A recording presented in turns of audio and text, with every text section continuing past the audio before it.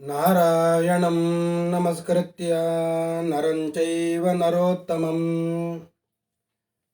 ದೇವೀಂ ಸರಸ್ವತೀಂ ವ್ಯಾಸಂ ತತೋ ಜಯಮುದೀರಯೇ. ದ್ವೈಪಾಯನೋಷ್ಠಪುಟನಿಸ್ಸೃತಮಪ್ರಮೇಯಂ ಪುಣ್ಯಂ ಪವಿತ್ರಮಥ ಪಾಪಹರಂ ಶಿವಂ ಚ ಯೋ ಭಾರತಂ ಸಮಧಿಗಚ್ಚತಿ ವಾಚ್ಯಮಾನಂ ಕಿಂ ತಸ್ಯ ಪುಷ್ಕರಜಲೈರಭಿಷೇಚನೇನ ಜಯತಿ ಪರಾಶರಸೂನುಃ ಸತ್ಯವತೀ ಹೃದಯನಂದನೋ ವ್ಯಾಸಃ.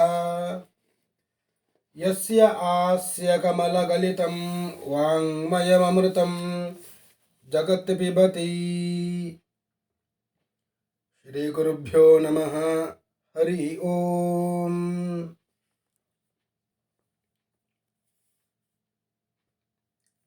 ಕುವಲಯಾಶ್ವ ಎಂಬ ರಾಜನಿಗೆ ದುಂದುಮಾರ ಅಂತ ಹೆಸರು ಬಂತು. ದುಂದು ಎಂಬ ಮಹಾರಾಕ್ಷಸನನ್ನ ಸಂಹಾರ ಮಾಡಿದವ ಕುವಲಯಾಶ್ವ. ಆದ್ದರಿಂದ ಇವನಿಗೆ ದುಂದುಮಾರ ಅಂತ ಹೆಸರು ಬಂತು. ಹಾಗೆಯೇ ಪ್ರಸಿದ್ಧನಾದ ಅಂತಹ ದುಂದುಮಾರ ಎಂಬ ರಾಜನಿಗೆ 100 ಮಂದಿ ಮಕ್ಕಳಿದ್ದರು. ಆ 100 ಮಂದಿ ಮಕ್ಕಳಲ್ಲಿ ಯುದ್ಧಕ್ಕೆ ಹೋದಾಗ ಉಳಿದವರು ಕೇವಲ 3 ಮಂದಿ. ತಸ್ಯ ಪುತ್ರಾಃ ತ್ರಯಃ ಶಿಷ್ಟಾಃ ದೃಢಾಶ್ವೋ ಜ್ಯೇಷ್ಠ ಉಚ್ಯತೆ ಚಂದ್ರಾಶ್ವ ಕಪಿಲಾಶ್ವಾತು ಕುಮಾರೌ ದ್ವೌ ಕನೀಯಸೌ. ದೃಢಾಶ್ವ, ಕಪಿಲಾಶ್ವ, ಚಂದ್ರಾಶ್ವ ಅಂತ ಈ 3 ಮಕ್ಕಳು ಉಳಿದ್ರು. ಇವರಲ್ಲಿ ದೃಢಾಶ್ವ ಎಂಬ ದೊಡ್ಡ ಮಗ, ಇನ್ನಿಬ್ಬರು ಸಣ್ಣವರು, ಚಂದ್ರಾಶ್ವ ಮತ್ತು ಕಪಿಲಾಶ್ವ ಅಂತ. ಹಿರಿಯನಾದ ದೃಢಾಶ್ವನಿಗೆ ಹರ್ಯಶ್ವ ಎಂಬ ಮಗ ಹುಟ್ಟಿದ. ಈ ಹರ್ಯಶ್ವನ ಮಗ ನಿಕುಂಭ ಅಂತ. ಹೀಗೆ ಅವನ ವಂಶದಲ್ಲಿ ಬಂದವ ಪ್ರಸೇನಜಿತ್ ಅಂತ ಒಬ್ಬ. ಪ್ರಸೇನಜಿತ್ ಎಂಬ ರಾಜನಿಗೆ ಒಬ್ಬಳು ಹೆಂಡತಿ ಗೌರಿ ಎಂಬುವಳಿದ್ದರು. ಗೌರಿ ಅಂತ ಹೆಸರು. ಎಂತಹ ಹೆಂಡತಿ ಅಂದರೆ ಪತಿವ್ರತಾ ಶಿರೋಮಣಿಯವಳು.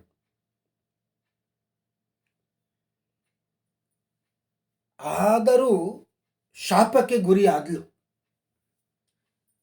ಅಂತಹ ಪತಿವ್ರತೆಯಾದರೂ ಈ ಪ್ರಸೇನಜಿತ್ ಅವಳಿಗೆ ಒಂದು ಶಾಪವನ್ನು ಕೊಡುತ್ತಾನೆ. ಏನೋ ಒಂದು ತಪ್ಪಾಯಿತು. ಆ ತಪ್ಪಿಗೆ ಪ್ರಸೇನಜಿತ್ ಆ ಗೌರಿಗೆ ಶಾಪ ಕೊಟ್ಟ. ಶಾಪ ಕೊಟ್ಟ ಕಾರಣದಿಂದ ಆ ಪ್ರಸೇನಜಿತ್ತಿನ ಪತ್ನಿ ಗೌರಿ ಬಾಹುದ ಎಂಬ ಹೆಸರುಳ್ಳ ನದಿಯಾಗಿ ಹರಿದು ಬಿಟ್ಲ.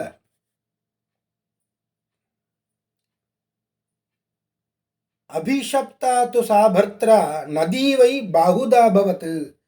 ಬಾಹುದ ಎಂಬ ನದಿಯಾಗಿ ಹರಿತಾಳೆ.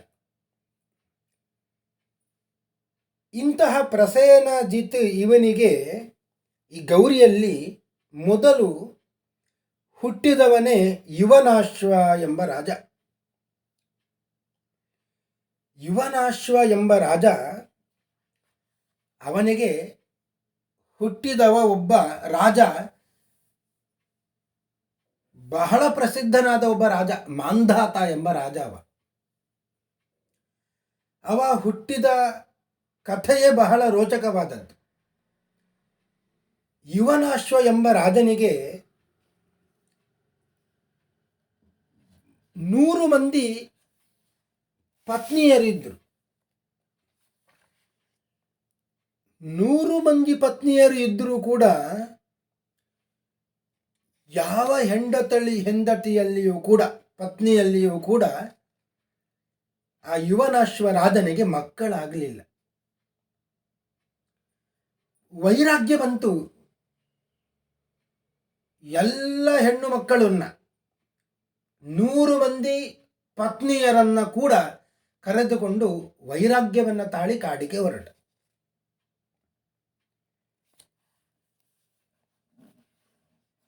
ಕಾಡಿಗೆ ಹೋದಾಗ ಋಷಿಗಳೆಲ್ಲ ಸಿಕ್ಕಿದ್ರು. ರಾಜ, ನೀನು ನಾಡಿನಲ್ಲಿ ಇದ್ದು ಪ್ರಜಾಪಾಲನೆಯನ್ನ ಮಾಡಬೇಕಾದವ, ಎಲ್ಲ ಹೆಂಡಂದಿರನ್ನ ಕೂಡಿಕೊಂಡು ಇಲ್ಲಿಗೆ ಯಾಕೆ ಬಂದಿದ್ದಿ? ನಿನ್ನ ಮುಖ ತುಂಬ ಕಳೆಗುಂದಿದೆ, ಏನು ಕಾರಣ? ಯಾಕೆ ಬೇಸರದಿಂದ ದುಃಖದಿಂದ ಇದ್ದಿ? ಯುವನಾಶ್ವರಾಜ ಹೇಳಿದ, ಇಲ್ಲ, ನನಗೆ 100 ಮಂದಿ ಹೆಂಡತಿಯರು ಇದ್ದರೂ ಯಾರಲ್ಲಿಯೂ ಮಕ್ಕಳಾಗಲಿಲ್ಲ. ಆದ್ದರಿಂದ ನನಗೆ ವೈರಾಗ್ಯ ಬಂತು, ಆದ್ದರಿಂದ ಕಾಡಿಗೆ ಬಂದೆ ಅಂತ ಹೇಳಿದ. ಋಷಿಗಳೆಲ್ಲ ಸಮಾಧಾನ ಪಡಿಸಿದ್ರು. ಬೇಸರ ಪಡಬೇಡ, ನಿನಗೆ ಮಕ್ಕಳಾಗ್ತದೆ. ನಾವು ಒಂದು ಯಾಗವನ್ನು ಮಾಡುತ್ತೇವೆ, ನಿನ್ನ ಸಲುವಾಗಿ ಯಾಗವನ್ನು ಮಾಡುತ್ತೇವೆ ಅಂತ ಋಷಿಗಳು ಧೈರ್ಯವನ್ನು ಕೊಟ್ಟು ಒಂದು ಯಾಗ ಮಾಡಿದ್ರು. ಅದೇ ಯಾಗ ಇಂದ್ರಯಾಗ ಅಂತ. ಯಾಗ ಎಲ್ಲ ಮುಗೀತು. ಆ ರಾತ್ರಿಯ ಕಾಲದಲ್ಲಿ ಎಲ್ಲರೂ ಹೋಗಿ ಮಲಗಿದ್ದಾರೆ. ಎಲ್ಲರಿಗೂ ಆಯಾಸ ಆಗಿದೆ. ಯಾಗದ ಭಾಗವಹಿಸಿದಂತಹ ಒಂದು ಆಯಾಸ, ಶ್ರಮ ಆಗಿದೆ. ರಾತ್ರಿಯಲ್ಲಿ ಈ ಯುವನಾಶ್ವರಾಜ ಒಮ್ಮೆ ಎದ್ದವನಿಗೆ ತುಂಬ ಬಾಯಾರಿಕೆ ಆಯಿತು. ನೀರು ಕುಡಿಬೇಕು ಅಂತ ಅವ ಬಂದಿದ್ದು ಎಲ್ಲಿಗೆ? ಯಾಗಶಾಲೆಗೆ. ಯಾಗಶಾಲೆಯಲ್ಲಿ ಹುಡುಕಾಡಿದ. ಒಂದು ಕಲಶದಲ್ಲಿ ನೀರು ಕಂಡಿತು ಅವನಿಗೆ. ಆ ಕಲಶ ತಂಬಿಗೆಯಲ್ಲಿ ಇದ್ದ ನೀರನ್ನ ಕುಡಿದು ಬಿಟ್ಟ. ನಿಜವಾಗಿಯೂ ಆ ನೀರು ಯಾವುದು ಅಂದರೆ, ಯಾಗವನ್ನೆಲ್ಲ ಮಾಡಿ ಋಷಿಗಳು ಆ ಕಲಶದ ನೀರನ್ನ ಚೆನ್ನಾಗಿ ಅಭಿಮಂತ್ರಣ ಮಾಡಿದ್ರು, ಮಂತ್ರದಿಂದ ಅಭಿಮಂತ್ರಿಸಿದ್ರು. ಈ ನೀರನ್ನ ಯುವನಾಶ್ವರಾಜನ ಪತ್ನಿಗೆ ಕೊಡಬೇಕು, ಅವಳು ಗರ್ಭವತಿ ಆಗಬೇಕು ಅಂತ ನೀರನ್ನು ಇಟ್ಟಿದ್ರು. ರಾತ್ರಿಯಲ್ಲಿ ಎದ್ದವನೇ ಯುವನಾಶ್ವರಾಜ ಇದು ಯಾವ ಪರಿವೆಯೂ ಇಲ್ಲದೆ ಆ ನೀರನ್ನ ಕುಡಿದು ಬಿಟ್ಟ. ಅವನಿಗೆ ಏನು ಗೊತ್ತಾಗಲಿಲ್ಲ. ಮರು ದಿವಸ ಬೆಳಿಗ್ಗೆ ಋಷಿಗಳೆಲ್ಲ ಬಂದರು ಯಾಗಶಾಲೆ. ತಾವು ಹಿಂದಿನ ದಿವಸದಲ್ಲಿ ಅಭಿಮಂತ್ರಿಸಿದ ನೀರು ಕಲಶ ಎಲ್ಲಿದೆ ನೋಡುತ್ತಾ ಇದ್ದಾರೆ, ಸಿಗುತ್ತಾ ಇಲ್ಲ. ಎಲ್ಲರನ್ನ ಕರೆದ್ರು. ಒಂದು ಮೂಲೆಯಲ್ಲಿ ಒಂದು ಕಲಶದಲ್ಲಿ ನೀರನ್ನ ಇಟ್ಟಿದ್ದೆವು ನಾವು, ಆ ನೀರು ಎಲ್ಲಿದೆ, ಯಾರು ಕೊಡುತ್ತಿದ್ದೀರಿ ಹೇಳಿ. ಯುವನಾಶ್ವರಾಜ ಮೆಲ್ಲಗೆ ಬಂದು ಹೇಳಿದ, ನಾನು ಕೊಡುದೆ ಅಂತ. ಋಷಿಗಳಿಗೆಲ್ಲ ಬಹಳ ಆಶ್ಚರ್ಯ ಆಯಿತು. ಅವರೆಲ್ಲ ಹೇಳಿದ್ರು, ಈಶ್ವರಾಯ ನಮಃ ಚಕ್ರುಹು, ಭಗವಂತ ನಿನಗೆ ನಮಸ್ಕಾರ ಅಂತ ಹೇಳಿಬಿಟ್ರು. ಅಹೋ ದೈವಬಲಂ ಬಲಂ, ಇದು ದೈವ ಬಲವೇ, ದೈವ ಬಲದ ಮುಂದೆ ಏನೂ ಇಲ್ಲ. ಭಗವಂತನ ಇಚ್ಛೆ ಅದು, ನಾವು ಏನು ಮಾಡಲಿಕ್ಕೆ ಸಾಧ್ಯ ಅಂತ ಅಂದುಕೊಂಡು ಬಿಟ್ರು. ಯಾರು ಆ ನೀರನ್ನು ಕುಡಿತಾರೆ ಅವರು ಗರ್ಭ ಧರಿಸ್ತಾರೆ. ಸ್ವಲ್ಪವೇ ಕಾಲದಲ್ಲಿ ಯುವನಾಶ್ವರಾಜನಿಗೆ ಹೊಟ್ಟೆ ಬಂತು. ಎಲ್ಲರಿಗೂ ಆಶ್ಚರ್ಯ ಆಯಿತು. 9 ತಿಂಗಳಾಯಿತು.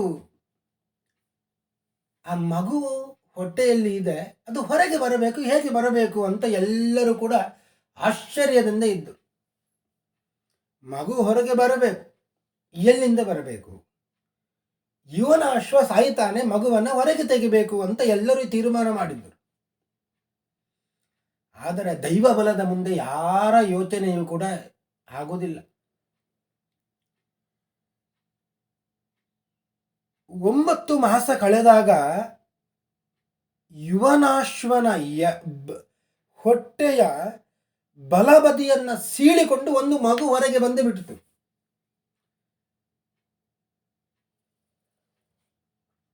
ಮಗು ಹುಟ್ಟಿತು, ಜೋರಾಗಿ ಅಳ್ಳಿಕ್ಕೆ ಪ್ರಾರಂಭ ಮಾಡಿತು. ಎಲ್ಲರೂ ಅಂದುಕೊಂಡಿದ್ರು ಈ ಮಗು ಹುಟ್ಟುತ್ತದೆ, ಆದರೆ ತಂದೆ ಸಾಯ್ತಾನೆ ಅಂತ. ಆದರೆ ದೇವರ ಅನುಗ್ರಹ, ತಂದೆಯ ಹೊಟ್ಟೆ ಒಡೆದು ಮಗ ಹೊರಗೆ ಬಂದರೂ ತಂದೆ ಸಾಯಲಿಲ್ಲ. ಯಾಕೆ ಅಂದರೆ ದೇವತೆಗಳಲ್ಲಿ ಋಷಿ ಮುನಿಗಳೆಲ್ಲ ಪ್ರಾರ್ಥನೆ ಮಾಡಿಕೊಂಡಿದ್ರಂತೆ, ಯುವನಾಶ್ವರಾಧನಿಗೆ ಮಗು ಆಗಬೇಕು. ಅದು ದೈವವಶಾತ್ ಏನೋ ನೀರು ಕುಡಿದು ಬಿಟ್ಟಿದ್ದಾನೆ, ಗರ್ಭವನ್ನು ಧರಿಸಿದ್ದಾನೆ, ಆದರೂ ಯುವನಾಶ್ವನಿಗೆ ಏನು ಆಗಬಾರದು. ಇದು ಭಗವಂತನಲ್ಲಿ ಅವರೆಲ್ಲ ಸೇರಿ ಪ್ರಾರ್ಥನೆ ಮಾಡಿದ್ರು. ಆದ್ದರಿಂದ ತಂದೆ ಸಾಯಲಿಲ್ಲ, ಮಗು ಕೂಡ ಉಳಿದಿದೆ. ಮಗು ಅಳ್ಳಿಕ್ಕೆ ಪ್ರಾರಂಭ ಮಾಡಿತು. ಹುಟ್ಟಿದಾಗ ಮಗು ಅಳುತ್ತದೆ. ಆಗ ಎಲ್ಲರೂ ಚಿಂತಾಕ್ರಾಂತರಾದರು.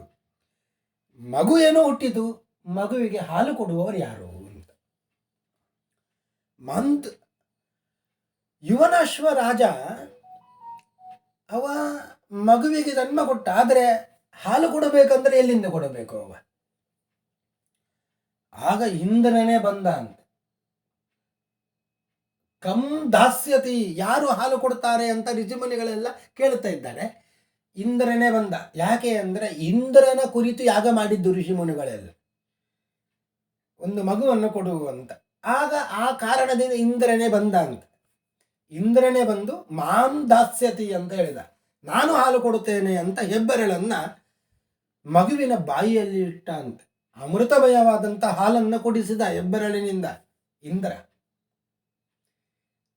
ಕಂ ದಾಸ್ಯತಿ, ಯಾರು ಹಾಲು ಕೊಡುತ್ತಾರೆ ಅಂತ ಹೇಳಿದಾಗ ಇಂದ್ರ ಹೇಳಿದ ಮಾಂ ದಾಸ್ಯತಿ, ನಾನು ಹಾಲು ಕೊಡುತ್ತೇನೆ ಅಂತ ಹಾಲು ಕುಡಿಸಿದ. ಆ ಮಗು, ಅವನಿಗೆ ಆ ಮಗುವಿಗೆ ಹೆಸರಾಯಿತು ಮಾನ್ ದಾಸ್ಯತಿ, ಮಾಂಧಾತ ಅಂತ ಹೆಸರು ಬಂತು. ಎಲ್ಲರೂ ನಾಮಕರಣ ಮಾಡಿದ್ರು ಮಾಂಧಾತ ಅಂತ. ಯಾಕೆ ಅಂದರೆ ಇಂದ್ರ ಅಳಬೇಡ ಮಗು, ನಾನು ಹಾಲು ಕೊಡುತ್ತೇನೆ ಅಂತ ಹಾಲನ್ನು ಕುಡಿಸಿದೆ ಹೆಬ್ಬೆರಳಿನಿಂದ.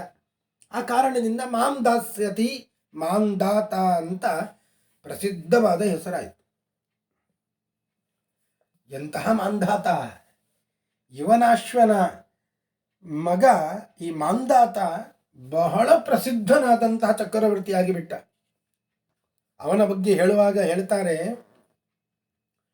ಯಾವತ್ ಸೂರ್ಯ ಉದೇತಿ ಸ್ಮ ಯಾವತ್ ಚಂದ್ರ ಪ್ರತಿಷ್ಠತಿ ಸರ್ವಂ ತದ್ಯೌವನಾಶ್ವಸ್ಯ ಮಾಂಧಾತು ಕ್ಷೇತ್ರ ಮುಚ್ಚತೆ. ಎಲ್ಲಿ ಎಲ್ಲಿ ಸೂರ್ಯ ಚಂದ್ರರ ಬೆಳಕು ಬೀಳುತ್ತದೋ ಎಲ್ಲ ಪ್ರದೇಶ ಈ ಮಾಂಧಾತ ಚಕ್ರವರ್ತಿಯ ಪ್ರದೇಶ ಆಗಿತ್ತು, ಅವನ ಆಡಳಿತಕ್ಕೆ ಒಳಪಟ್ಟಿತ್ತು ಅಂತ. ಅಂತಹ ಪ್ರಸಿದ್ಧನಾದ ಚಕ್ರವರ್ತಿ ಆಗಿಬಿಟ್ಟ. ಹೀಗೆ ಮಾಂಧಾತ ರಾಜನ ಹುಟ್ಟಿನ ಕತೆ ಅದನ್ನು ಹರಿವಂಶ ಹೇಳಿದೆ. ತಂದೆಗೂ ಏನೂ ಆಗಲಿಲ್ಲ, ಮಗುವಿಗೂ ಏನಾಗದೆ ಆ ಮಗು ಹುಟ್ಟಿದೆ. ಮುಂದೆ ದೊಡ್ಡ ಚಕ್ರವರ್ತಿಯಾಗಿ ಬೆಳೆದಿದ್ದಾನೆ ಮಾಂಧಾತ ಎಂಬ ರಾಜ. ಈ ಮಾಂಧಾತ ಎಂಬ ರಾಜನಿಗೆ ಮದುವೆ ಆಯಿತು. ಶಶಬಿಂದು ಅಂತ ಒಬ್ಬ ರಾಜ. ಆ ರಾಜನ ಮಗಳು ಚೈತ್ರರಥಿ. ಆ ಚೈತ್ರರಥಿ ಎಂಬ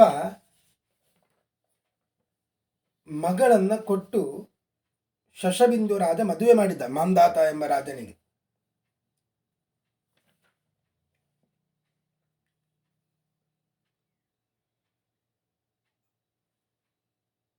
ಆ ಮಾಂಧಾತ ರಾಜನಿಗೆ ಇವಳಲ್ಲಿ ಹುಟ್ಟಿದವರು ಇಬ್ಬರು ಬಹಳ ಪ್ರಸಿದ್ಧರಾದವರು. ಅವರು ಕೂಡ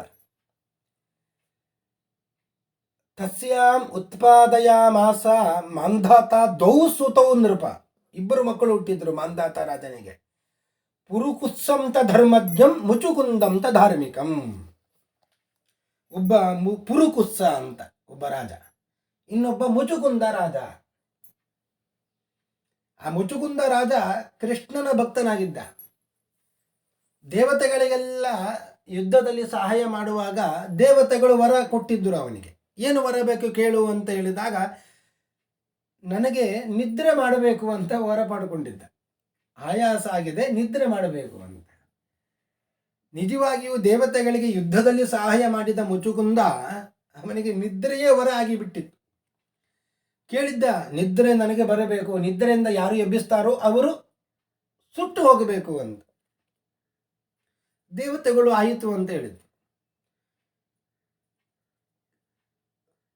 ಕೃಷ್ಣ ಅವನಿಗೆ, ಮುಚುಕುಂದನಿಗೆ ಒಳ್ಳೆಯ ಪ್ರಸಾದವನ್ನು ಅನುಗ್ರಹ ಮಾಡಿದ.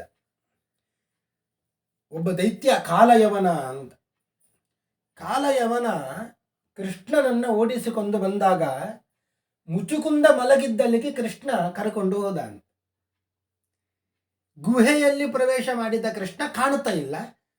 ಈ ಕಾಲಯವನ ಬಂದು ನೋಡ್ತಾನೆ, ಒಬ್ಬ ಮಲಗಿದ್ದಾನೆ.